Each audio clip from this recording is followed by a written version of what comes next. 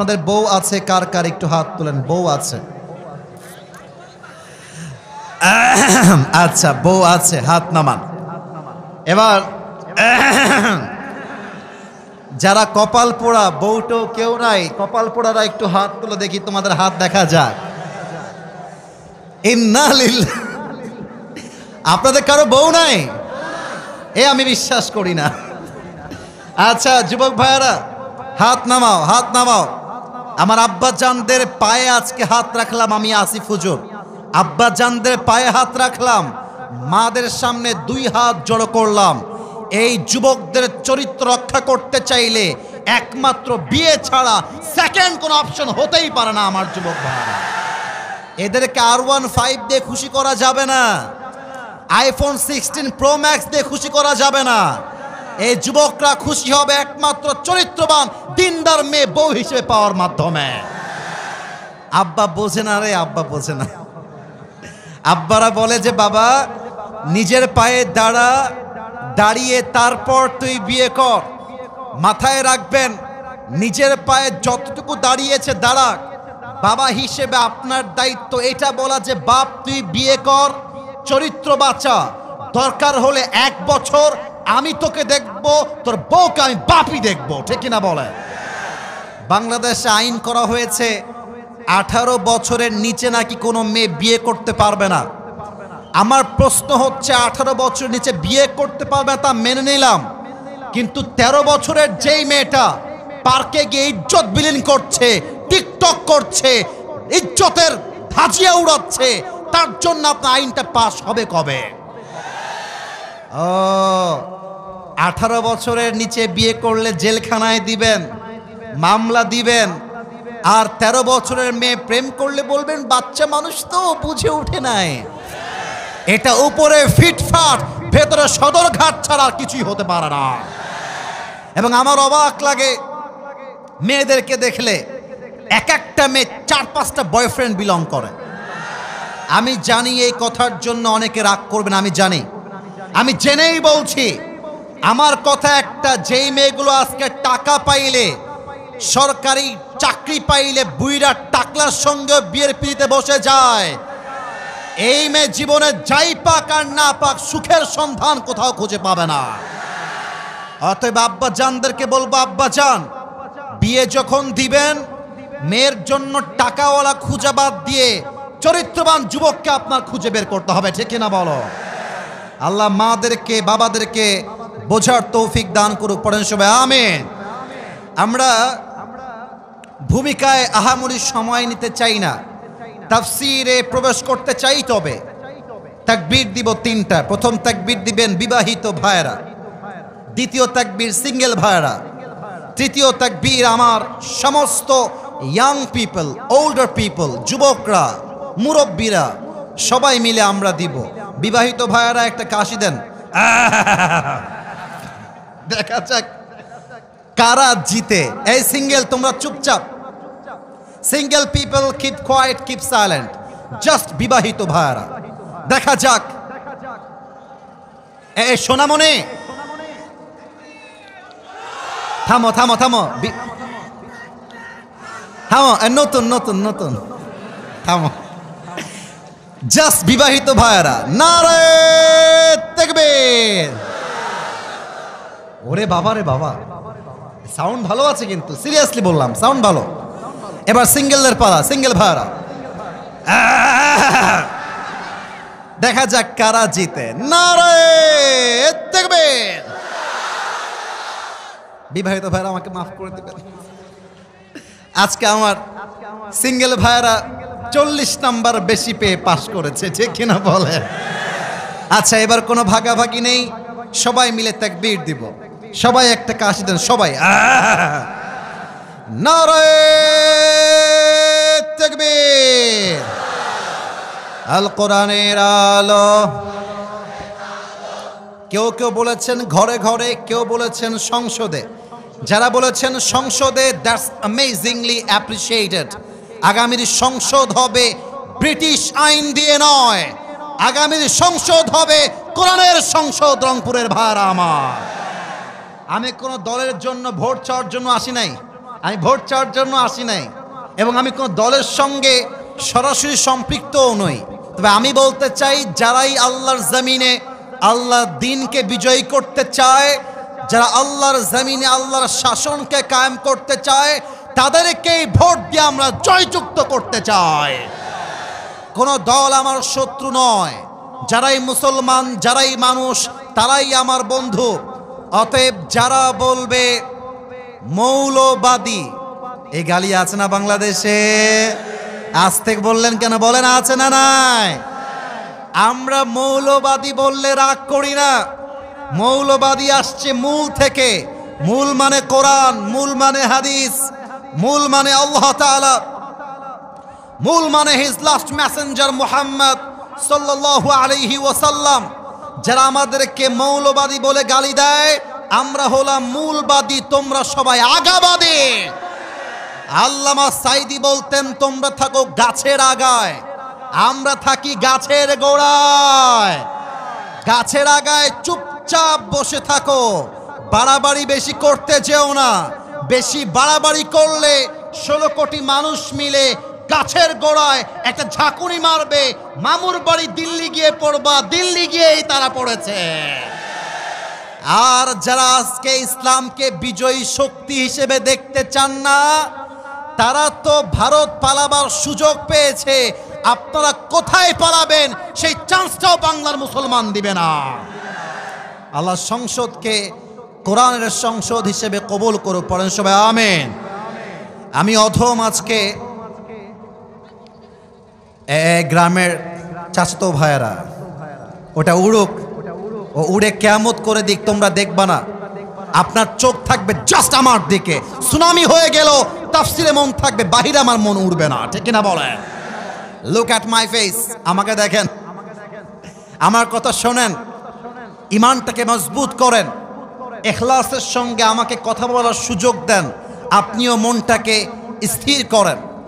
আমি এতটুকু গ্যারান্টি দিয়ে বলতে চাই, যদি আমার এই তাফসীরটা আজকে কোনো যুবক, কোনো মুরব্বী, গ্যারান্টি দিয়ে বলছি আমার জন্য নয়, আমার হাতে যে কিতাবটা, একটু জোরে বলতে হবে কিতাবটার নাম, আওয়াজটা না রংপুরের হয় নাই, বিশ্বাস করেন। রংপুরে আমি বহুবার এসেছি, এর আগে অন্য জেলায় এসেছি, আপনার দিনাজপুরে এসেছি, রংপুরে এসেছি, বাট এরা যখন কথা বলে আমি খেয়াল করেছি, এরা বিড়ালের মতো নয়, সিংহের মতো গর্জন দিয়ে কথা বলতে এরা পছন্দ করে। আমার হাতের দিকে তাকান, এই কিতাবটার নাম, আমি জাস্ট 2টা আয়াতের তাফসীর করব, জাস্ট 2টা আয়াত। আমার বিশ্বাস এই তাফসীর কেউ যদি মন দিয়ে শুনতে পারে, তার জীবনে কষ্ট বলতে, অভিযোগ বলতে আর কিছুই থাকবে না। সুবহানাল্লাহ বলবেন না আপনারা সবাই? আমি আল্লাহর কোরআন থেকে যতটুকু আমার স্টাডি আছে, পড়াশোনা আছে, আমি শুরু করছি। তোমরা বামে আওয়াজ করছো, আচ্ছা এই যে বাবুরা, আমাকে ভিডিও করাটা জরুরি না। এখানে টিকটক করার জন্য আমরা আসি নাই, এখানে আমরা এসেছি হেদায়েতের ওয়াজ শোনার জন্য। ঠিক কিনা বলে? না, ভিডিও করাটা ইম্পর্টেন্ট না। ভলেন্টিয়ার্স যারা আছো, make them quiet, make them silent, চুপ করায় দাও। আর বেয়াদবি নয়, আদবের সাথে। মাথায় রাখবেন, শাসন দিয়ে সেই কাজ হয় না যেই কাজ ভালোবাসা আর আদরের সঙ্গে হয়। ঠিক কিনা বলে? আমরা ধমক দেওয়ার জন্য আসি নাই। এরা চাইলে কনসার্ট করতে পারত, এরা চাইলে গানের আয়োজন করতে পারত, এরা চাইলে নাচের আয়োজন করতে পারত। এরা তাফসীর মাহফিল করে প্রমাণ করেছে আগামীর যুবকরা ইসলামের জন্যই কাজ করবে। তাহলে আওয়াজ আমরা চাই না, জাস্ট আমার আওয়াজটা যাবে, আপনাদের আওয়াজ আসবে ঠিক অথবা সুবহানাল্লাহ। পড়েন তো একবার সুবহানাল্লাহ। ডানে একটা আওয়াজ কম পেয়েছে, আরেকবার পড়েন তো সুবহানাল্লাহ। একবার পড়েন তো সবাই আলহামদুলিল্লাহ। একবার পড়েন তো সবাই লা ইলাহা ইল্লাল্লাহ। আরেকবার পড়েন তো সবাই আল্লাহু আকবার। একবার যে সুবহানাল্লাহ বললেন, আল্লাহর রাসূল বলেছেন, একবার সুবহানাল্লাহ যে পাঠ করে জমিন থেকে আকাশ পর্যন্ত আল্লাহ তাআলা তার আমলনামাটা সওয়াব দিয়ে ভরপুর করে দেয়। একবার যে সুবহানাল্লাহ পড়ে তার জন্য জান্নাতে একটা গাছ তৈরি করা হয়। এই যে আপনি একটা একটা জান্নাতের গাছের মালিক হয়ে গেছেন। সুবহানাল্লাহ বলেন। আরেক গাছের মালিক, আরেকবার বলেন সুবহানাল্লাহ। আরে খালি বলবেন সুবহানাল্লাহ, আলহামদুলিল্লাহ, লা ইলাহা ইল্লাল্লাহ, আল্লাহু আকবার। মৃত্যুর পরে দেখবেন বিশাল বড় জান্নাত। আল্লাহ বলবে, কিরে বান্দা, খুশি না বেজার? আরে আল্লাহ, আমি তো অত নামাজ পড়ি নাই, অত তাহাজ্জুদ পড়ি নাই, এই গাছ আসলো কই থেকে, ওই প্রাসাদ আসলো কই থেকে? আল্লাহ বলবো, ওই যে মাহফিলে বসে বসে সুবহানাল্লাহ বলেছিলি, আমি আল্লাহ তোর সুবহানাল্লাহর এক একটার বিনিময়ে এক একটা প্রাসাদ তৈরি করে রেখে দিয়েছি। সুবহানাল্লাহ। এজন্য খালি জিকির করবেন। আসুন আমরা তাফসিরে ঢুকে যাই। আমি তেলাওয়াত করেছি সূরা তাওবা 51 নম্বর আয়াত। আমি জাস্ট আরবি তেলাওয়াতটা করছি and then I will translate of this ayah in Bangla. আল্লাহ তাআলা বলছেন, قُل لَّن يُصِيبَنَا إِلَّا مَا كَتَبَ اللَّهُ لَنَا. O my prophet, tell your ummah, whatever Allah subhanahu wa ta'ala has decided must happen. Whatever Allah subhanahu wa ta'ala has not decided will never ever happen. এর অর্থ হলো, আল্লাহ আমার কপালে যা লিখে রেখেছে কেউ চাইলেও তা কাটতে পারবে না। আর আল্লাহ আমার কপালে যা লিখে রাখেন নাই, হাজার চেষ্টা করলেও কেউ তা আমাকে দিতে পারবে না। অনেক যুবক ছ্যাঁকা খেয়ে বেকা হয়ে গেছে। কোনো একটা মেয়েকে পছন্দ করত, মেয়েটা ছেড়ে আর এক জায়গায় বিয়ে করে নিয়েছে। ইট কুড বি হ্যাপেন, হতে পারে। আরে বেটা, বেটা মানুষের তো ছ্যাঁকা খাওয়ার কোনো চান্সই নাই। ছ্যাঁকা খাবে মেয়েরা, তাদের জন্য একটা বিয়ে জায়েজ, তোমার জন্য আমার জন্য 4টা বিয়ে জায়েজ। কোন মেয়ে তোমাকে চিট করে একটা বিয়ে করবে, ও একটা বিয়ে করবে, তুমি 4টা বিয়ে করে দেখায় দিবা। तू नहीं तो कोई और सही, कोई और नहीं तो कोई और सही, बहुत लंबी है ये जमीन, मिलेगी लाखों हंसी, इस जमाने में सनम तू अकेला तो नहीं। তোমার মতো সকিনা জরিনা ছাড়লে আমি রংপুরের ছেলে, আই ডোন্ট কেয়ার। তুমি গিয়েছো তো কি হয়েছে, আর একটা বেটার অপশন আল্লাহ আমাকে দান করবে। ঠিক কিনা বলেন? আল্লাহ যা লিখে রেখেছে তার বাহিরে কিছু হবে না। আর আল্লাহ যা লিখে রাখেন নাই, হাজার ক্ষমতা দিয়ে চেষ্টা করলেও তা হবে না। একটা প্রবাদ বাক্য আছে, দেখা যাক আপনারা ধরতে পারেন কিনা। শুরুটা আমি বলবো, সেকেন্ড পার্টটা আপনারা বলবেন। মারে আল্লাহ, রাখে কে? I got the right answer. আবার, রাখে আল্লাহ, মারে কে? মারে আল্লাহ। সব ক্ষমতার মালিক হচ্ছে আল্লাহ তাআলা। এটাই তিনি এই আয়াতে মেসেজ দিয়েছেন, বান্দারে আমি যদি তোরে বাঁচাতে চাই, যতই শত্রু হোক, যতই দুশ্মন হোক, কেউ তোর একটা চুল বাঁকা করতে পারবে না। আর আমি যদি তোরে বিপদে ফেলতে চাই, পুরো রাষ্ট্র শক্তি এক হয়ে গেল তোকে কোনো প্রকার বাঁচাতেই পারবে না। ঠিক কিনা বলেন? আচ্ছা বলেন তো, দেশটা সেকেন্ড টাইম স্বাধীন হয়েছে কবে? মাশাআল্লাহ, 5 আগস্ট। কয় তারিখ? 5 August. Second time, second time.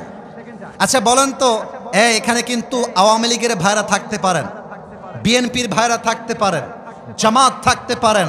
আমি কারো শত্রু নই, আমি আপনাদের সবার ভালোবাসার মানুষ। 5 আগস্টের দিনেও কিন্তু তাদের হাতে আর্মি ছিল, র্যাব ছিল, বিডিআর ছিল, সেনাবাহিনী ছিল, দলের লোক ছিল, কর্মী ছিল, নেতা ছিল। কিন্তু আল্লাহ বলেছেন, আমি তোরে নামাই ছাড়বো। কোন সেনাবাহিনী চাইলেও তোর ক্ষমতার চেয়ারকে আটকে ধরে রাখতে পারবে না। আল্লাহ যা লিখে রেখেছে হবে, আল্লাহ যা লিখে রাখেন নাই তা হবে না। এটাই হচ্ছে মেসেজ। আচ্ছা এবার একটা কোনো সুরসার না, একদম সোজা সাপটা কথা, সোজা সাপটা কথা। একটা মুরব্বী যদি ভাবতে পারে যে আল্লাহ যা লিখে রেখেছে তাই তো হয়েছে, একটা মুরব্বী যদি ভাবে যা কষ্ট পেয়েছি আল্লাহই তো দিয়েছে, যা সুখ পেয়েছি আল্লাহই তো দিয়েছে, আল্লাহই তো সব মালিক, তাহলে আমার টেনশনটা কোথায়?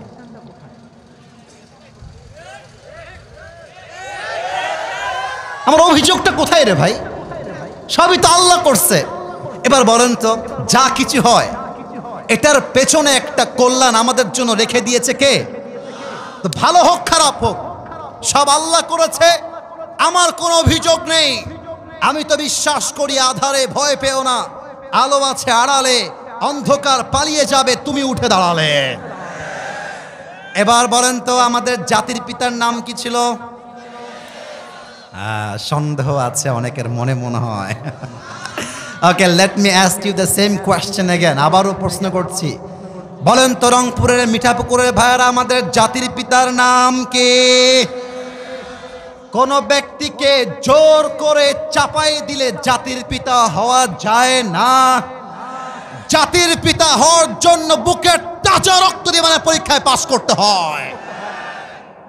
ইব্রাহিম আলাইহিস সালামকে নমরুদ বলছে, ইব্রাহিম এই দেখ আগুনের কুণ্ডলী তোর সামনে, হয় আল্লাহকে ছাড় না হয় তোকে আমি আগুনে পুড়িয়ে মারব।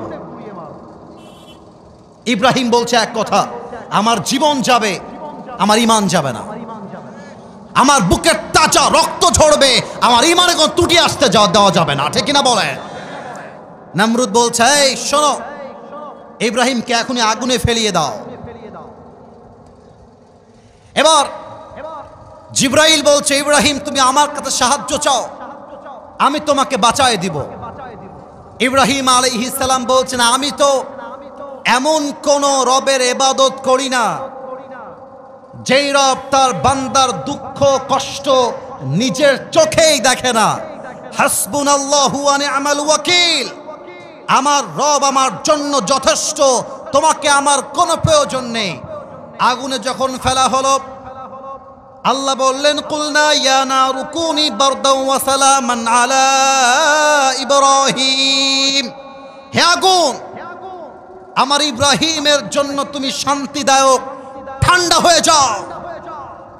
যখন আগুনে নিক্ষেপ করা হলো দেহের চামড়া অঙ্গ প্রত্যঙ্গ গলে পুড়ে ছারখার হয়ে যাওয়ার কথা, কিন্তু আল্লাহর আদেশ আগুন ইব্রাহিমের দেহের পোশাকটা পর্যন্ত স্পর্শ করতে পারে না। আল্লাহু আকবার। ইব্রাহিমকে আল্লাহ বাঁচাইছে, নমরুদ মারবে কেমন করে? আচ্ছা বলেন তো, বনি ইসরাইলের যে নবী ছিলেন সে নবীর নাম কি ছিল? মুসা আলাইহিস সালাম। একটু বলেন না, আমার সাথে কথা বলেন, কি নাম ছিল সেই নবীর নাম কি ছিল? মুসা আলাইহিস সালাম। আচ্ছা আপনারা কক্সবাজার সমুদ্র সৈকত নাম শুনছেন না? এই ডানের ভাইয়েরা কথা বলেন নাই।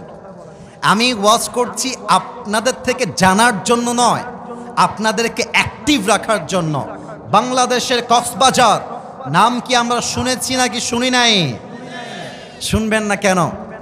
আজকালকার কিছু মেয়েরা আইফোন 16 প্রো ম্যাক্স পাওয়ার জন্য কক্সবাজার পর্যন্ত চলে যায় যুবক ভাই। বুঝলে বুঝপাতা, না বুঝলে বিশাল সমুদ্র, নীল দরিয়া। মুসা আলাইহিস সালাম বসে আছেন তার জাতির সমস্ত লোকদেরকে নিয়ে। হঠাৎ করে ফেরাউন তার লস্কর বস্কর নিয়ে আক্রমণ করেছে। ডানেও শত্রু, বামেও শত্রু, পেছনেও শত্রু, সামনে হচ্ছে নীল দরিয়া, সমুদ্র সাগর। এবার বনি ইসরাইলের সমস্ত যুবকরা ডাক দিয়ে বলছে, ইয়া মুসা ইন্না লামুদরাকুন, হে মুসা আমরা তো পাকড়াও হয়ে গিয়েছি, চতুর্পাশ থেকে সরাসরি আক্রমণ, ডানেও শত্রু, বামেও শত্রু, পেছনেও শত্রু, পালাবার কোনো জায়গা নেই। হে মুসা আমরা তো পাকড়াও হয়ে গেলাম।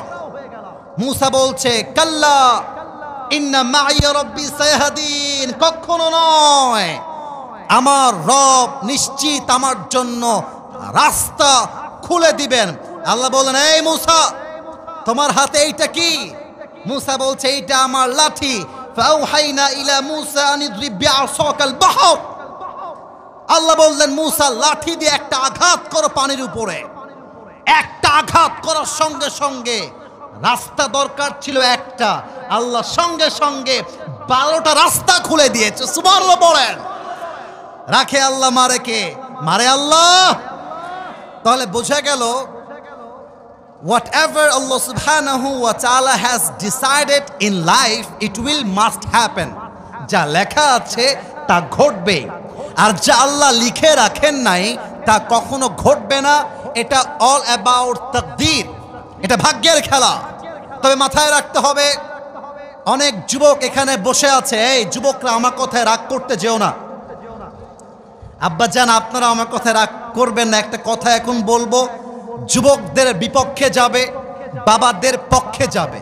তবে পক্ষপাতিত্ব করতে আমি আসি নাই, আমি এসেছি তোমার বন্ধ চোখকে খুলে দেওয়ার জন্য। অনেক যুবক আছে এখনো বাপের মাথায় কাঁঠাল ভেঙ্গে খায়। দেখছেন, ঠিক বলে নাই? আরে বলেন না সবাই, ঠিক আছে কিনা বলেন বলেন। আমার অ্যাটিটিউডটা কেমন জানো? আমি আমার অ্যাটিটিউড নিয়ে বলতেছি, ডোন্ট টেক ইট আদারওয়াইজ, খারাপ দিকে নেবেন না। আমার বয়স যখন 19, কত? আপনারা কি ওয়াজ বোঝেন না প্রিয় ভাইরা? বলেন, আমার বয়স যখন কত? আমি তখন ভাবতাম, এটা আজকেই বলে ফেললাম, আগে কখনো বলি নাই। আমি 19 বছর বয়স থেকেই ভাবতাম যে জীবনে এমন কিছু আমাকে করতে হবে যে আমার বাপের মাধ্যমে আমার পরিচয় হবে না, আমার মাধ্যমে আমার বাপের পরিচয় হবে। এটাই তো সফলতা যুবক ভাইরা, আছে কিনা বলো? তো তুমি কেন তোমার মনটাকে ছোট করো? কেন তুমি অনেকটা ছোট চিন্তার মানুষ? স্বপ্ন বড় দেখতে হবে। যারা এই জীবনে বড় কিছু করেছে তাদের স্বপ্ন ছোট নয়, তাদের স্বপ্ন সবসময় বড়ই ছিল যুবক ভাইরা, আছে কিনা বলো? আচ্ছা তাকান আমার দিকে, আমার বাম হাত দেখেন, যতটুকু দেখা যায়।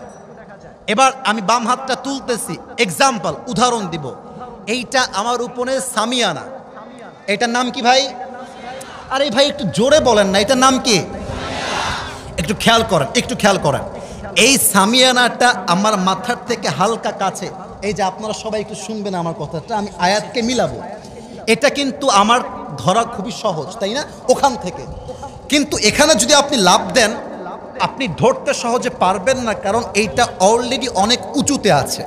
আর আমি যেখানে বসে আছি, এখানে স্টেজ থাকার জন্য আমি চাইলে হালকা লাভ দিলেই ধরতে পারবো। এখন দেখেন, আমি স্টেজ থেকে নেমে গেলাম, নেমে গিয়ে মাঠে আসলাম। আমি ভাবলাম আমি এই কাছের সামিয়ানা নয়, আমি সেই দূরের সামিয়ানা টাচ করে দেখব। এরপরে কি হবে? আপনার লাফ যে দিবেন, লাফের জোরটা বেড়ে যাবে। আরে তুমি যদি আকাশের চাঁদকে ছুতেই না চাও, তবে তুমি সফলতার দরজায় পৌঁছাবে কেমন করে, ঠিক কিনা বলো? আপনি যখন এখানে লাফ দিয়ে এইটা ধরতে চাইবেন, তখন আপনার কাছে এইটা একদম জিরো হয়ে যাবে। আচ্ছা, আর একটু সহজ করে দেই। মনে করেন আমি ব্যবসা শুরু করলাম। কথা বোঝা যায় নাকি? যায় না ভাইয়ারা আমার? কি শুরু করলাম? কথা না বললে বুঝি কেমনে? কি শুরু করলাম? ব্যবসায় আমার ইনভেস্ট হচ্ছে 2 কোটি টাকা। কয় কোটি? আমি আগের থেকেই মাথায় চিন্তা রাখলাম যে আমি মোটামুটি 1 কোটি টাকার লস খেতে পারি, কিন্তু আমি লস খেলাম মাত্র 20 লাখ টাকা। দেখবেন আমার গায়ে কিন্তু বাঁধবে না, কারণ আমি ভেবেছিলাম 1 কোটি, লস হয়েছে মাত্র 20 লাখ। আরে তুমি স্বপ্ন রাখবা আমি সফল হব, জাস্ট বাংলাদেশে নয়, পুরো বিশ্বে আমার সফলতা গুণগান চলবে, ঠিক কিনা বলেন? যখন তোমার স্বপ্ন বড় হবে, তোমার কাজের গতি বেড়ে যাবে। আর মাথায় রাখবা, ভাগ্যের চাকা এমনিতেই পরিবর্তন হয় না। ইন্নাল্লাহা লা ইউগাইরু মা বিকওমিন হাত্তা ইউগাইরু মা বিআনফুসিহিম। যতক্ষণ পর্যন্ত বান্দা তার জন্য চেষ্টা না করে, আল্লাহ ভাগ্যের চাকা পরিবর্তন করে না, ঠিক কিনা বলে? অতএব প্রথম আয়াতের শিক্ষা, যা কপালে লেখা আছে তাই হবে, যা লেখা নাই তা হবে না।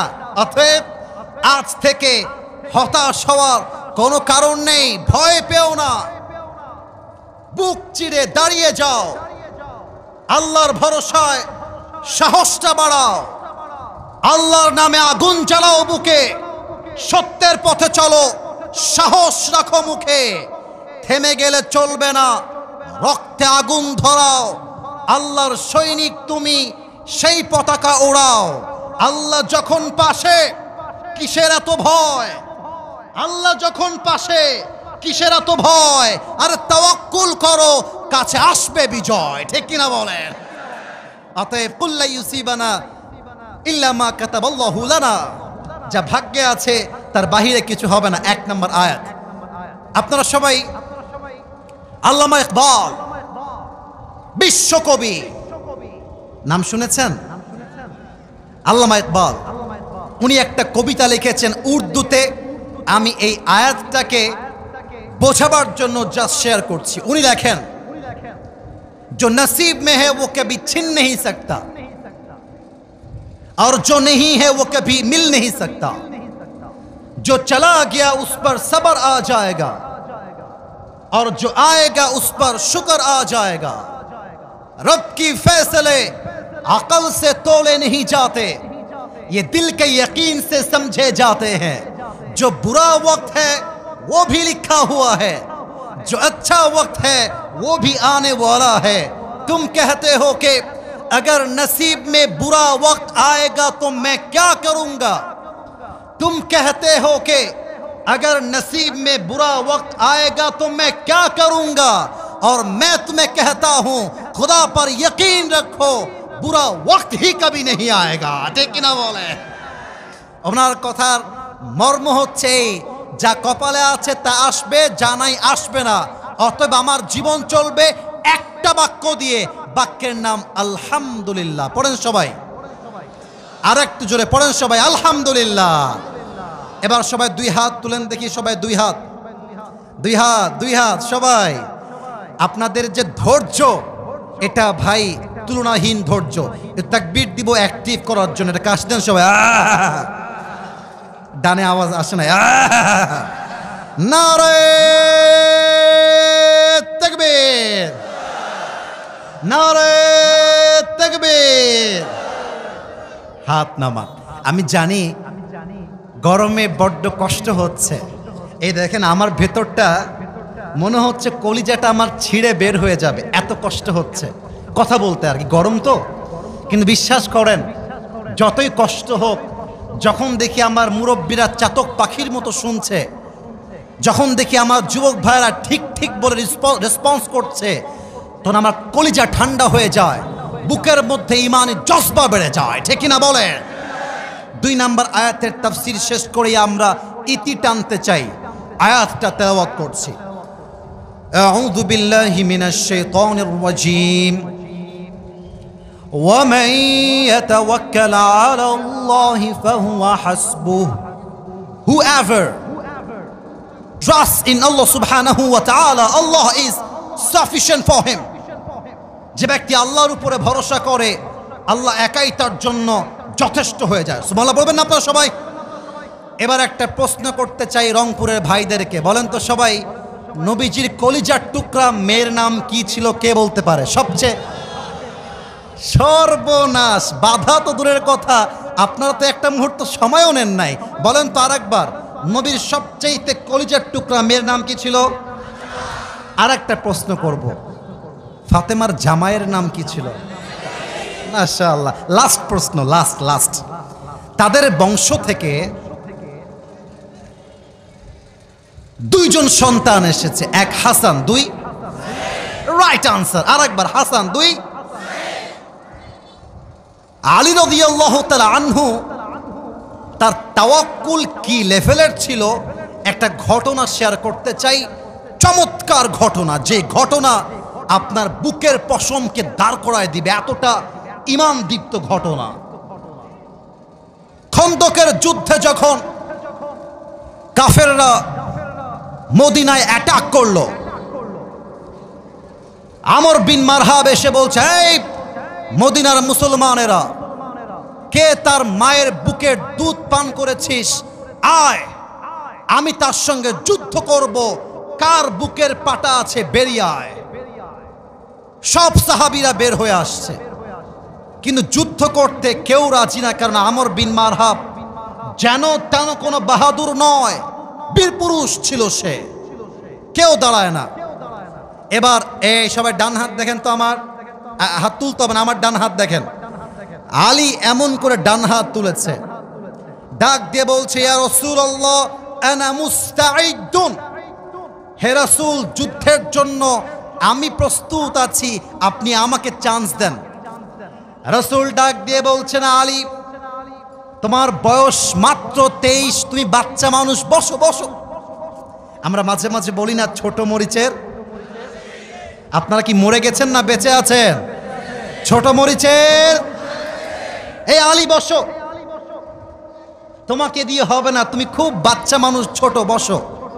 আলী বসে গিয়েছে। আমর বিন মারহাব বলছে, এই বেটারা কে আছিস, দাঁড়িয়ে যা, কে যুদ্ধ করবি, দাঁড়িয়ে যা। কেউ দাঁড়ায় না। আবার আলী দাঁড়িয়ে গিয়েছে, ইয়া রাসূলুল্লাহ আমাকে পারমিশন দেন। আবার কে আছিস আয়, আবার নবী আমাকে পারমিশন দেন। এবার নবী বুঝে গিয়েছেন আলী রাদিয়াল্লাহু তাআলা আনহুর বয়স কম হতে পারে, বাট তার ভরসা আছে এক সত্তার উপরে। বলেন সবাই, তিনি কে? এবার রাসূল বলছেন, আলী আমার কাছে আসো। একটা লম্বা তরবারি, নাম হলো তোর বিয়ে হবে না, তোর বিয়ে হবে না, বিয়ে হবে না, বিয়ে হবে না, আরে বিয়েই হবে না, বসো। বসায় দাও, বসায় দাও, বসো বসো বাবা বসো। আচ্ছা ভাই, আপনাদের কি গরম খুব বেশি লাগছে? 4টা পর্যন্ত কি ওয়াজ করা যায় না? যায় না? যায় না? আমি জানি সবাই বসে আছে, একজন উঠে গেলেও কষ্ট লাগে, কারণ আপনার চেয়ে কষ্ট আমি বেশি পাচ্ছি। আমাদের একটা ওয়াদা থাকলো, দোয়া যতক্ষণ না হবে একটা যুবকও ডান বাম হতে পারবে না, ঠিক কিনা বলেন? রাসূল বলছেন, আলী যাও, এই নাও তোমার তরবারি, তুমি যুদ্ধে নেমে পড়ো। এবার আমি মাইক থেকে একটু দূরে যাব, কথা যেন বুঝতে সমস্যা না হয়, তাই আমাকে একটু সবাই মনোযোগ দিয়ে দেখবেন। আমর বিন মারহাবের এটা হচ্ছে আমার পাঞ্জাবি। আমার পাঞ্জাবিটা হচ্ছে কাপড়ের তৈরি একটা পোশাক, তাই না ভাই? কিন্তু আমর বিন মারহাবের পুরো দেহের পোশাকটা হচ্ছে লোহার দ্বারা তৈরি, লোহা লোহা। মাথায় টুপি আমার, এইটা দেখা যায় নাকি যায় না? তো একটু বলেন তো এটার নাম কি? এই যে টুপিটা আমর বিন মারহাব পরে আছে, এটাও হচ্ছে লোহার দ্বারা তৈরি। আচ্ছা, আরো ব্যাখ্যা দেই। আমর বিন মারহাব হাইটে লম্বা হচ্ছে এই পর্যন্ত, আর আলী রাদিয়াল্লাহু তাআলা আনহু হাইটে লম্বা হচ্ছে এই পর্যন্ত, অর্থাৎ কম। তার যদি 6.9 হয়, আলী হচ্ছে 5.9, হাইটে কম। আলী যদি আমর বিন মারহাবকে দেখতে চায়, তার চোখটা নিচুর থেকে এমন করে উঁচুতে তুলতে হবে, আর আমর বিন মারহাব যদি দেখতে চায়, তার চোখটা উঁচুর থেকে নিচে নামাইতে হবে। কথা কি বোঝা যায় নাকি যায় না? এবার আলী দাঁড়িয়ে গিয়েছে আমর বিন মারহাবের সামনে। তাওয়াক্কুল কাকে বলে রে ভাই? আমর বিন মারহাব বলছে, এই বাবু তুমি কে গো? আমর বিন মারহাব আলীকে বলছে কি, এই বাবু, মান আনতা আইয়ুহাল গোলাম, তুমি কে গো? আলী বলছে, আনাল্লাযী সাম্মাতনি উম্মি হায়দারা, আমি হলাম সেই যুবক যে যুবককে তার মা নাম দিয়েছে হায়দারা। হায়দারা মানে হচ্ছে যেই যুবক বারবার অ্যাটাক করে, যতক্ষণ পর্যন্ত শিকারকে শিকার না করে তার আক্রমণ থামতেই পারে না। আল্লাহু আকবার। এবার আমর বিন মারহাব টিটকারি মারছে, টিটকারি। বলছে, ও আচ্ছা আচ্ছা তাই নাকি, ভালোই তো ব্যাপার। আরে বেটা, তোর আসল নাম কি তাই বল, আসল নাম কি? বলছে, ইসমি আলী, আমার নাম হলো আলী। বলছে, ও আচ্ছা আচ্ছা, তুমি হচ্ছ আলী বিন আব্দুল মুত্তালিব, তোমার বাপের নাম মনে হয় আব্দুল মুত্তালিব, তাই না? বলছে, না না, আমি হলাম আলী বিন আবি তালেব, আমার বাবার নাম আব্দুল মুত্তালিব নয়, তার নাম হচ্ছে আবি তালেব। বলছে, আরে ভাতিজা, তোমার বাপ তো আমার ভাই লাগে, আমরা একসঙ্গে আড্ডা দেই, আমি না বাচ্চা মানুষকে মারতে চাই না, বাবু তুমি যাও। কথা মনে হয় বোঝা যায় না। মানে আমার সামনে এটা পিচ্ছি, ওই যে ওই যে ওই যে লাল শার্ট ভিডিও করছে, হ্যাঁ ভিডিও কর বাপ, ভিডিও কর, ভিডিও কর। ও যদি আমাকে এসে বলে, আসিফ হুজুর আপনাকে দেখে নিব, একটা ঘুষি দেওয়া উড়াই দিব। তা আমর বিন মারহাবের ভাইবটা হচ্ছে এমন, আরে ভাতিজা তুমি তোমার বাচ্চার মতো, আরে যাও যাও, আমি তো বাচ্চার গায়ে হাত তুলি না। এই কথা শুনে আলীর গায়ের পশম রাগে দাঁড়িয়ে গিয়েছে। আরে বেটা কয় কি, আমি হলাম আসাদুল্লাহ আল গালিব, আল্লাহর সিংহ বলা হয় আমাকে। আমর বিন মারহাব, তোর যদি বুকের পাটা থাকে আয় আমার সঙ্গে যুদ্ধ করতে, তোর মাথার কল্লা উড়াইতে আমার 1 মিনিটও সময় লাগবে না। আল্লাহু আকবার। আমর বিন মারহাবের গা জ্বলে গেছে।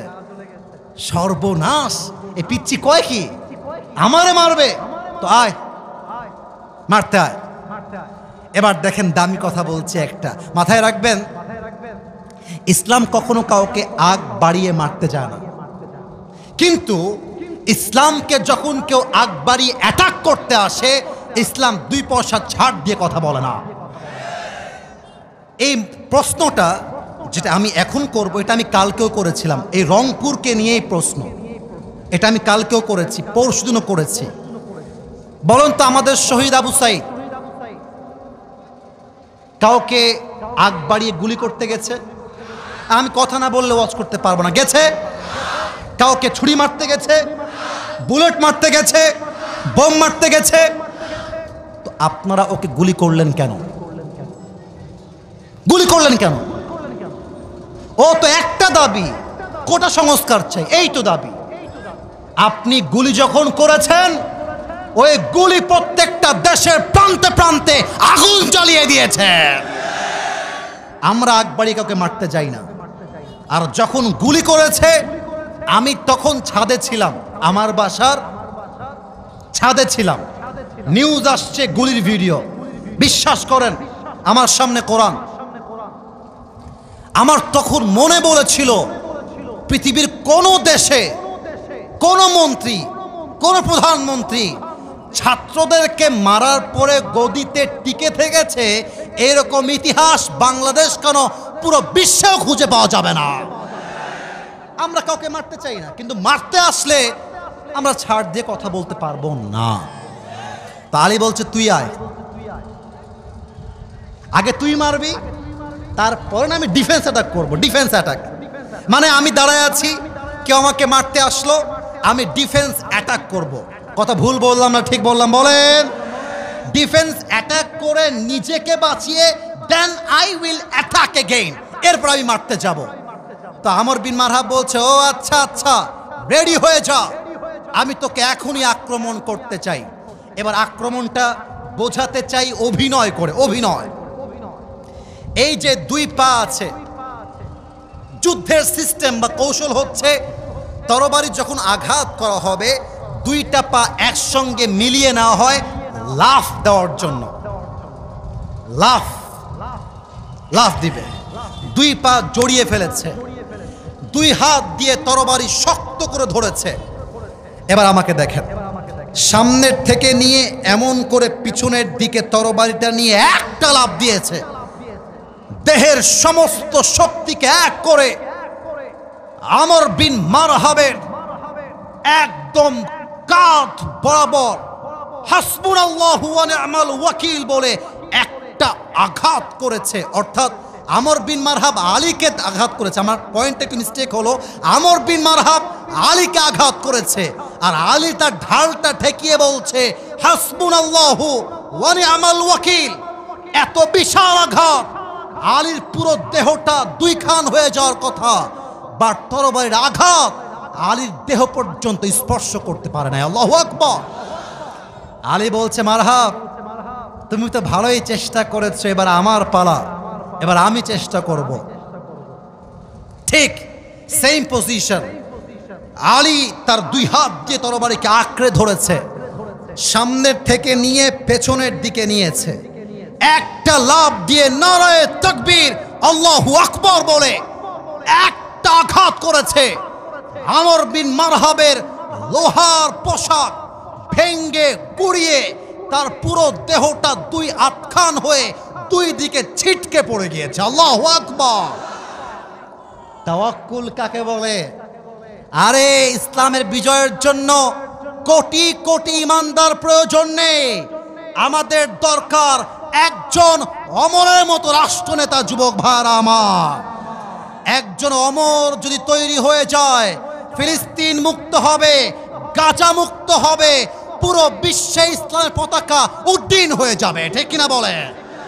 আমরা কাউকে আগ বাড়িয়ে মারতে চাই না, বাট কেউ যদি মারতে আসে আমরা যথাবিহি জবাব দিতেও পারি। আল্লাহ আমাদের সবাইকে বোঝার তৌফিক দান করুক। পড়েন সবাই আমিন।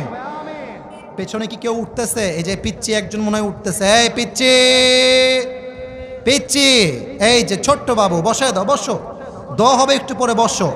আমার প্রিয় রংপুরের মিঠাপুকুরের ভাইয়ারা, আমি প্রশ্ন করব, উত্তর দিবেন, দোয়া হয়ে যাবে। কারণ কষ্টের চাইতে গুরুত্বপূর্ণ হচ্ছে ওয়াজটাকে বুঝে বাসায় যাওয়া। আমি শেষ পাটে আছি। প্রবাদ বাক্য আছে, শেষ ভালো যার। আপনারা না বললে আমি বলি কেমনে? শেষ ভালো যার।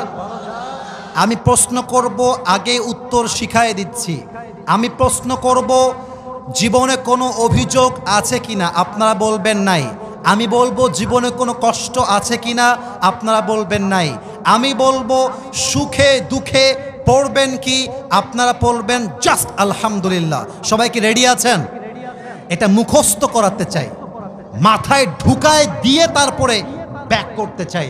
বলেন, আমাদের জীবনে কি দুঃখ কষ্ট আর আছে? অভিযোগ বলতে কোনো শব্দ কি আছে? যত দুঃখ আসুক, যত কষ্ট আসুক, আমরা সব সময় জবান দিয়ে একটা বাক্য বারবার পড়ব। বাক্যের নাম? ওয়াও, মাশাআল্লাহ, অনেক ভালো সাউন্ড। আরেকবার, সুখে দুঃখে একটা বাক্য পড়ব। বাক্যের নাম? আচ্ছা, সেকেন্ডটা আমি একটু শেখাই দেই, যাতে করে আমার ওয়াজের সারাংশ কারো মাথার থেকে হারিয়ে না যায়। আমি বলবো, আল্লাহ কপালে যা লিখে রেখেছে আপনারা বলবেন তা কেউ কাটতে পারবে না। ওকে, লেটস ডু ইট টুগেদার। আল্লাহ যা কপালে লিখে রেখেছে। আওয়াজটা একটু কম আসছে কারণ অনেকে বুঝে ওঠে নাই। আবার, আল্লাহ যা কপালে লিখে রেখেছে তা কেউ কাটতে পারবে না। সেকেন্ড পার্ট, আমি বলবো, আল্লাহ যা লিখে রাখেন নাই আপনারা বলবেন তা কেউ দিতে পারবে না। ওকে, সবাই মিলে, আল্লাহ যা লিখে রাখেন নাই। Is it clear? Is it clear? কথা ভুল বললাম না ঠিক বললাম? বলে। 3 নাম্বার মেসেজটা দিয়ে শেষ করতে চাই। আপনারা জাস্ট আল্লাহর নামটা বলবেন, এটাই এনাফ। আমার সঙ্গে কেউ থাকতে না পারে, কিন্তু আছে কে? আমার বিপদে আমার বউ বেঈমানি করতে পারে, আমার বাপ মা আমার হাত ছাড়তে পারে, আমার বন্ধুও বেঈমানি করতে পারে, বাট আমার বিপদে আপদে এক সত্তা আছে। বলেন সবাই, তিনি কে? মুসলমানদের বিজয়ের জন্য মুসলমানদের কোটি কোটি সংখ্যার প্রয়োজন নেই। মুসলমানদের প্রত্যেকটা যুদ্ধে মুসলমানদেরকে ভরসা করতে হবে এক সত্তার উপরে। আওয়াজ দিয়ে বলেন সবাই, তিনি কে? এবার জাস্ট ঠিক বলে আমাকে রেসপন্স করলেই আমি দোয়ার দিকে যাব। মাথায় রাখবেন, আপনি যখন সফল হওয়ার জন্য চেষ্টা করবেন, আপনার এলাকার চাচা আপনাকে টিটকারি মারবে, আপনার খালা আপনাকে টিটকারি মারবে, ইভেন আপনার বন্ধুরাও আপনাকে নিয়ে মজা করবে। মাথায় রাখবেন, আমরা গ্রামের সন্তান হতে পারি, বাট আমাদের মধ্যে বুক ভরা সাহস আছে।